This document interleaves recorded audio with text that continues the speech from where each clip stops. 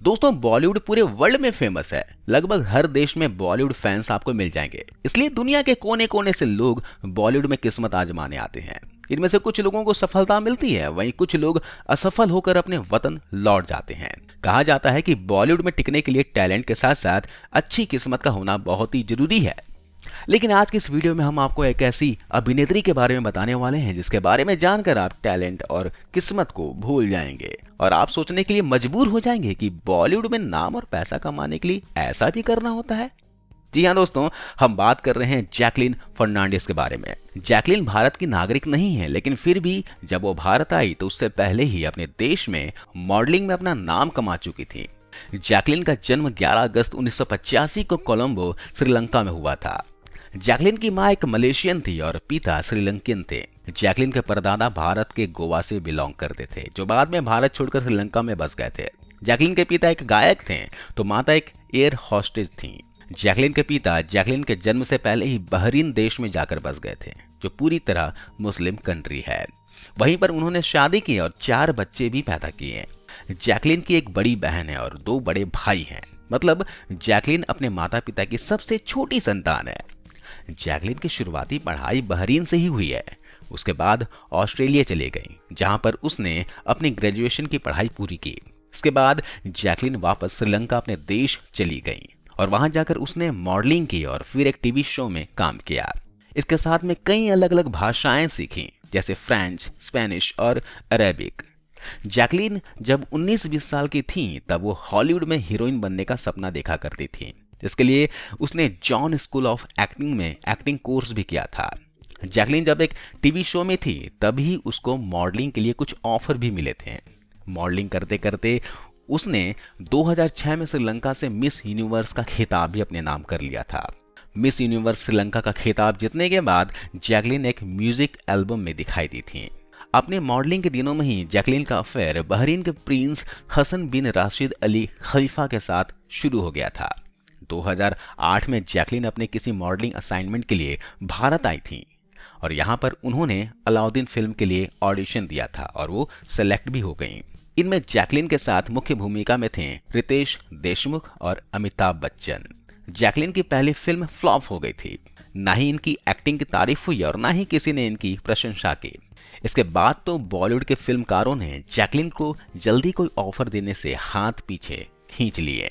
लेकिन इसी फिल्म के दौरान जैकलीन रितेश देशमुख पर डोरे डालने लगी थी ताकि रितेश आगे उसको काम दिलवा सके, और हुआ भी वैसा ही।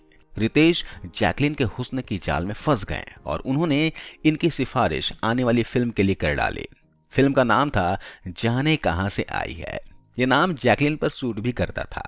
जिस तरह वो जगह जगह घूमती रही और लड़कों को फंसाती रही। इस फिल्म में जैकलीन एक ऐसी लड़की की भूमिका निभाती नजर आई जो वीनस ग्रह से प्यार की तलाश में धरती पर आ गई थी। जैकलीन ने वो भूमिका इतनी गंदी तरह से निभाई कि फिल्म तो सुपर डुपर फ्लॉप हो गई। साथ ही जैकलीन को इस फिल्म में बकवास एक्टिंग के लिए आलोचनाओं का सामना भी करना पड़ा था। इसके बाद 4-5 साल तक जैकलीन बेरोजगार रही। इसके बाद साजिद खान से जैकलीन की मुलाकात हुई, जिसके बाद साजिद ने जैकलीन को अपनी फिल्म हाउसफुल में गाना करने का मौका दिया। गाना बहुत पॉपुलर हुआ था। इसी गाने के बाद जैकलीन रितेश देशमुख को लात मार के अपनी जिंदगी से बेदखल कर देती हैं और साजिद खान से सेट हो जाती हैं।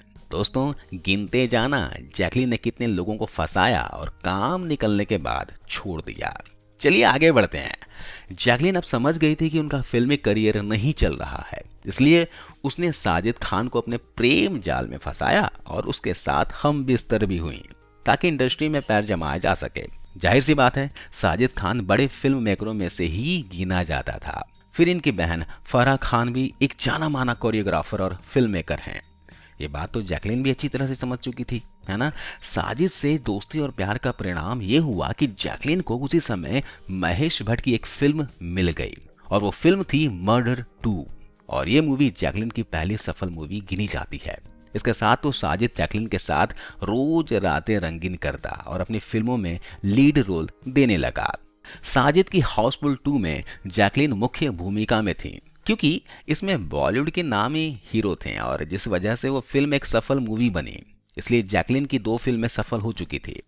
लेकिन दोनों फिल्मों में ना तो जैकलिन की एक्टिंग की कोई तारीफ हुई और ना ही जैकलिन के होने से किसी को कोई फर्क पड़ा। फिल्म के लोगों ने तो यहाँ तक कह दिया था कि छोटे ग्लैमरस रोल में भी जैकलिन कुछ नहीं कर पा रही हैं, तो ये एक्टिंग में कुछ भी नहीं कर पाएंगे। लेकिन 2 हिट फिल्म इनके खाते में ऐड हो गई थी और ये सच्चाई थी। साजिद अब जैकलिन से शादी करना चाहता था, क्योंकि जैकलिन अब सफल फिल्मों का हिस्सा रह चुकी थी। लेकिन जैकलिन की शर्त थी कि जब तक वो बॉलीवुड इंडस्ट्री में टॉप की एक्ट्रेस नहीं बन जाएगी, तब तक वो साजिद तो क्या, दुनिया के किसी भी आदमी से शादी नहीं करेंगे। लेकिन हाँ, वो दोस्ती और प्यार की आड़ में शारीरिक संबंध जरूर बना सकती हैं।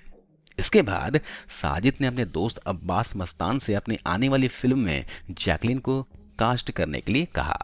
दोस्ती के नाते अब्बास मस्तान ने जैकलिन को रेस मूवी का हिस्सा बना लिया। किस्मत से ये फिल्म भी हिट हो जाती है।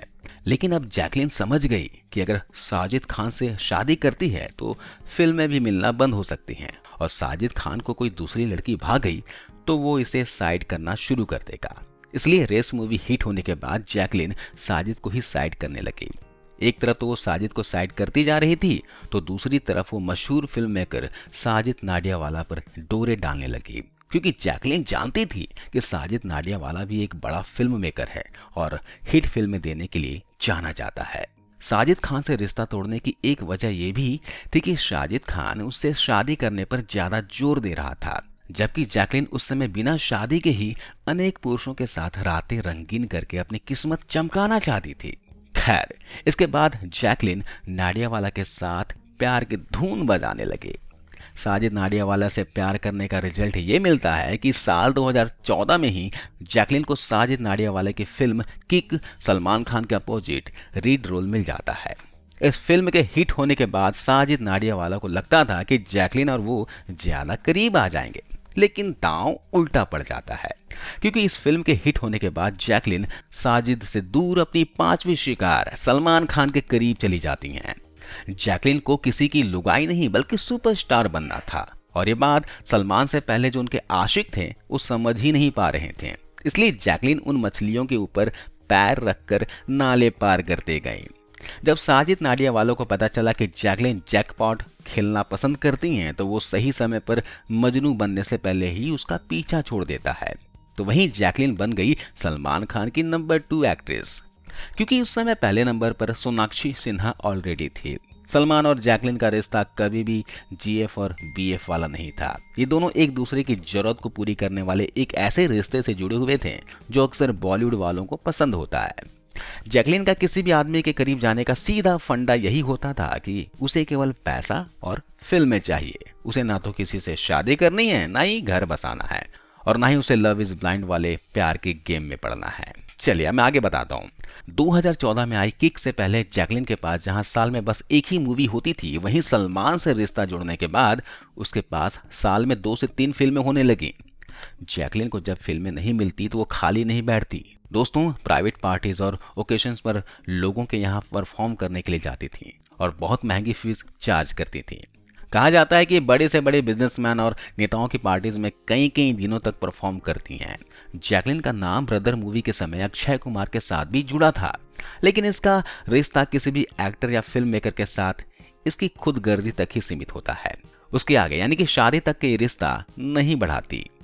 इंडिया में वो बस किसी भी हालत में अपने करियर बनाने और ज्यादा से ज्यादा पैसे कमाने के उद्देश्य से आई हुई थी। करियर की बात की जाए तो विदेशी होने के बाद भी जैकलिन को कई बड़ी फिल्मों में काम मिला, लेकिन उनकी एक्टिंग की तारीफ आज तक किसी भी फिल्म में नहीं हुई।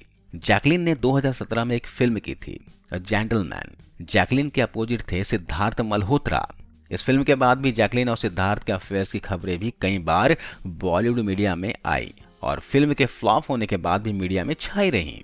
सिद्धार्थ के बाद जैकलिन का नाम अभी तक किसी भी व्यक्ति के साथ शायद नहीं जुड़ा होगा, क्योंकि जैकलिन ने अपने आप को पूरी तरह भाईजान और उनके एनजीओ के लिए न्यौछावर कर दिया है।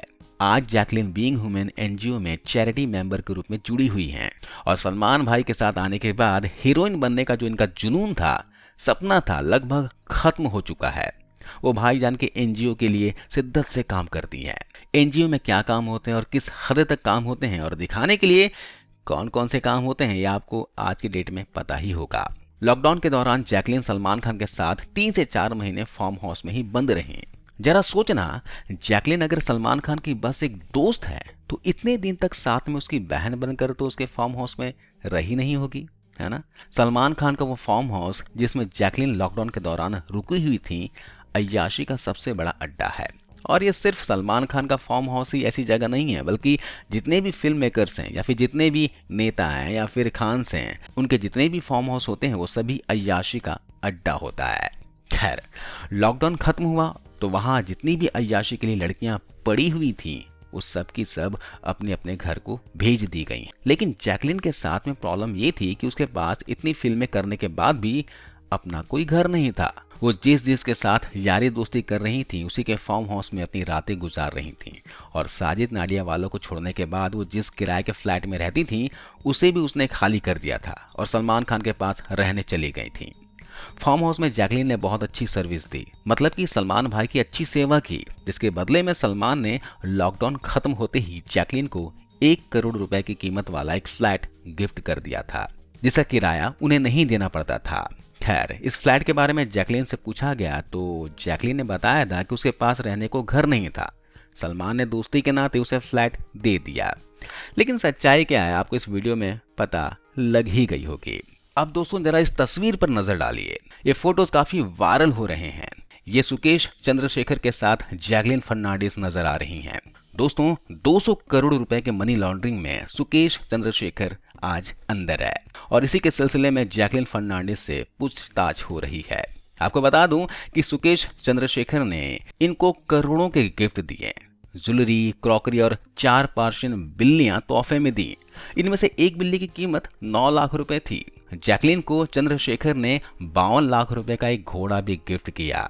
और जैसे कि तस्वीर सब कुछ बयां कर रही है, तो आपका क्या कहना है जैकलीन फर्नांडिस के बारे में, आप कमेंट्स कर जरूर बताइए।